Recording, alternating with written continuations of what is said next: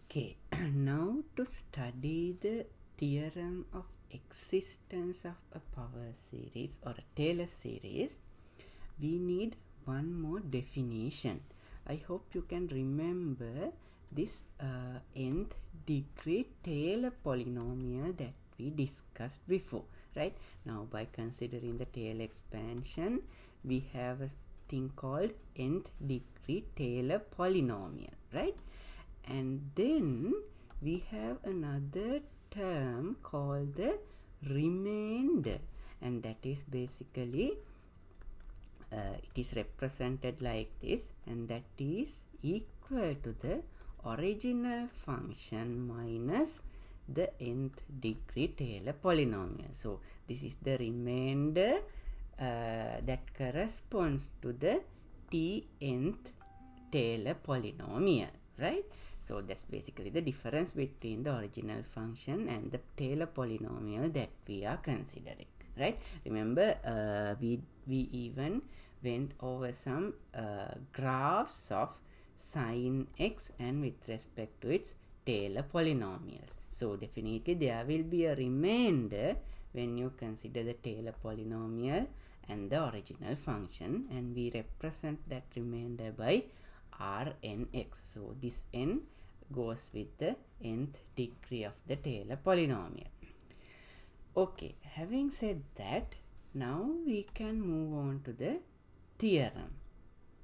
The theorem is this one. If we have the Taylor polynomial along with,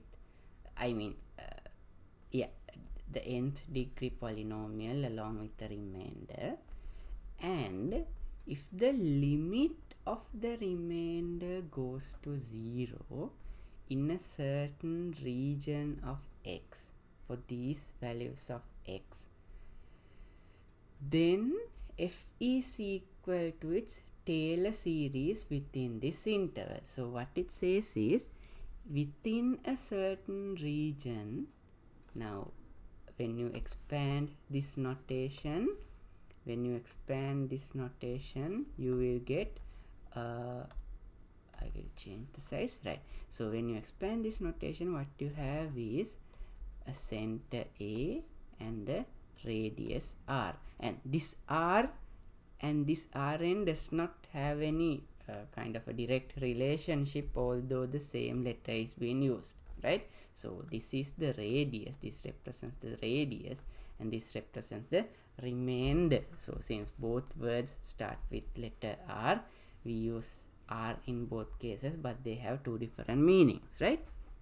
Okay, so what it says is, if you have this condition for all x in here, then the theorem says, like, this implication is not obvious. Okay, we have to go for a proof in order to identify the reason, but we are not going to do the proof of this theorem. So we just take the conclusion of this theorem, right? So the theorem says, if this limit is satisfied for the x values in this region, then for this region of x, f is equal to the sum of its Taylor series, right? So within this region, we can write down the Taylor series for the given function whenever you have this.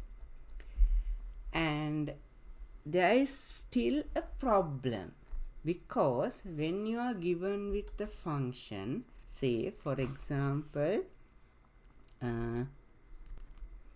if you have fx is equal to ex. Now we already calculated the Taylor series by doing those derivatives. So instead of, like, let's say we did not do that calculation, right? So now at the very beginning, what we have is a function, a differentiable function, but the differentiability alone does not guarantee the existence of Taylor series, right? So what we need to do is, we need to check whether this condition is satisfied for a given range of x.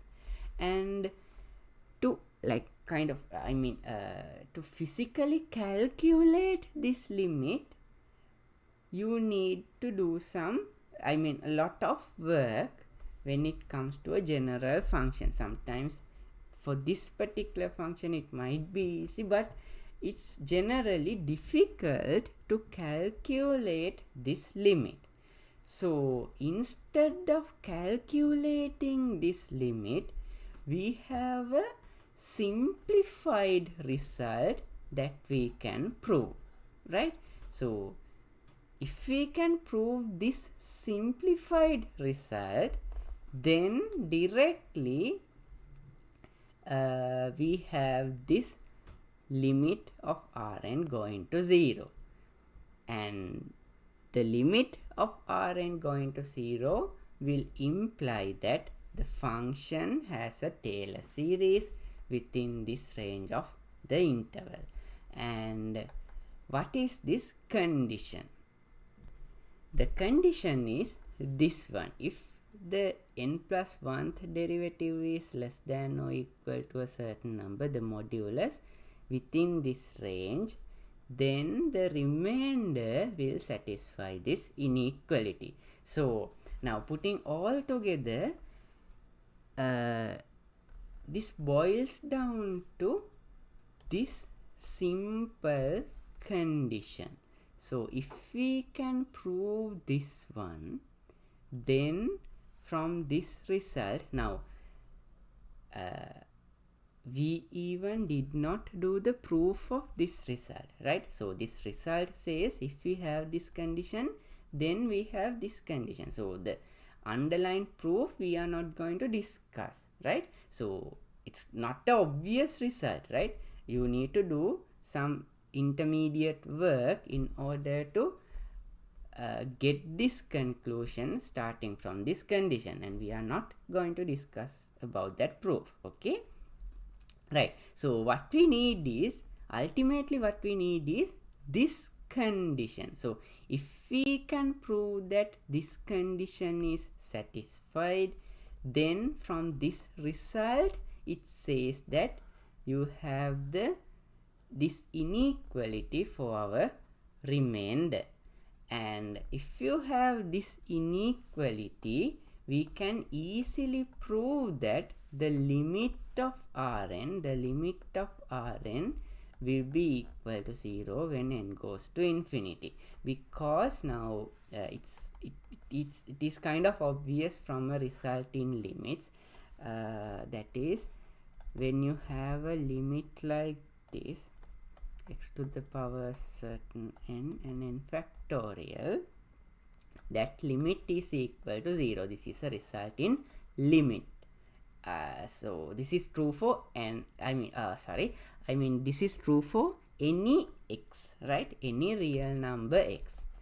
This result is true. And see, here also you have a similar format, right? And that means this limit will go to 0. Therefore, eventually the limit of Rn will go to 0. And if the limit of Rn goes to 0, then this theorem says that the function we considered will have a Taylor series. Now, so what we need to do is, we just have to prove that for the given function we have this condition. So it proves that you have this one, and from here you can have the limit going to 0, and limit going to 0 implies the function will implies the existence of a Taylor series for the given function. Now, to make everything clear, let's do an example. Let's consider this function, and let's prove that a Taylor series exists. Now, when you say that you are going to prove the existence, you don't have to kind of find all the terms in here, right? Only thing is that you just have to prove this inequality. So everything else will follow directly from these two results, right? So to prove the existence, it's kind of easy. You don't have to physically calculate all these coefficients. What you say is there is a certain Taylor series, but we are not going to find the Taylor series by hand, right? So what we need is to prove this condition, and I will go over this example and also possibly another one in the next video.